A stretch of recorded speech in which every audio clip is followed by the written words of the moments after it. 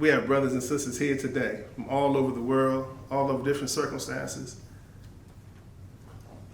Who would we be if we paired ourselves, you with you,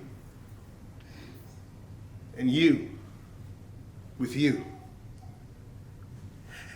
And his interest became your interest. And her interest, sister, became your interest. Who would we be as an ummah?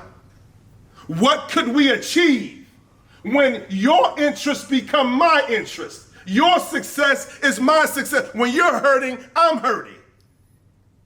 But when you succeed, I celebrate with you. Alhamdulillah. We say, we won. The brother achieved something remarkable, and we witness it. We don't say he won, we say we won. Allahu Akbar, we won.